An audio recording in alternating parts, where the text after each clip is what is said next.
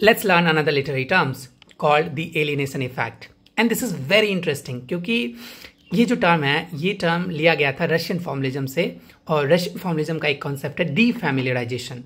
उसका मतलब है कि अनफैमिलियर करना अपने सराउंडिंग्स को, अपनी नॉलेज को। अब यहाँ पे ये जो टर्म है इसको यूज किया गया प्ले के अंदर, ड्रामा के अंदर बर्टोल्ट ब्रेख्ट के द्वारा, और इनका एक ही मकसद था कि जो ऑडियंस हैं उस ऑडियंस से जो पर्सनल फीलिंग्स हैं, जो इमोशनल अटैचमेंट है कैरेक्टर्स के लिए या फिर उस पर्टिकुलर सीन के लिए, वो डिटैच हो जाए और ऑडियंस क्रिटिकली सोचना शुरू कर दे कि किस सोशियो पॉलिटिकल चीज़ों के बारे में बात की जा रही है स्टेज के ऊपर।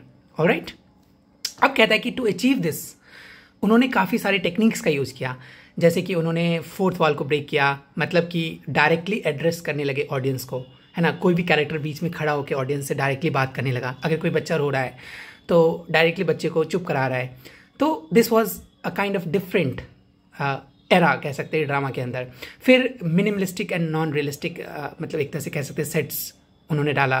फिर उन्होंने स्टोरी लाइन को इंटरप्रेट किया, सॉन्ग्स एंड कमेंट्री यूज़ किया अपने प्ले के अंदर, ताकि ये जो एलिनेशन इफेक्ट है वो बना रहे कैरेक्टर्स के अंदर, और कैरेक्टर्स को हमेशा ये बात पता चलते रहे कि he is just a viewer, वो देख रहा है किसी प्ले को, ना कि वो किसी रियलिटी को देख रहा है। ठीक है, तो एक तरह से कह सकते हैं कि इमोशनल इफेक्ट को हटाने के लिए, क्योंकि जब भी हम किसी मूवीज़ को देखते हैं, लेट्स से कि कभी किसी मूवी को हम देख रहे होते हैं, तो मूवी को देखते वक्त हम काफ़ी अटैच हो जाते हैं, है ना, उसके कैरेक्टर से अपने आप को रिलेट कर पाते हैं, जिसको कैथार्सिस कहते हैं। मैंने प्लेटो के बारे में जब पढ़ाया था तब बताया था, एरिस्टोटल प्लेटो के बारे में जब पढ़ाया था तब बताया था, है ना। तो ये जो कैथार्सिस है, ये कैथार्सिस डायरेक्टली ना इन्वॉल्व हो जाए, मतलब जो व्यूअर्स है वो डायरेक्टली अपने आप को इन्वॉल्व ना कर ले, इससे बचने के लिए इन्होंने किया था। ठीक है, तो I hope this is very very clear to you. अगर अभी भी क्लियर नहीं है तो please write down in the comment. मैं फिर से एक लंबी वीडियो बना दूंगा इसके ऊपर, and then I will see you in the next one.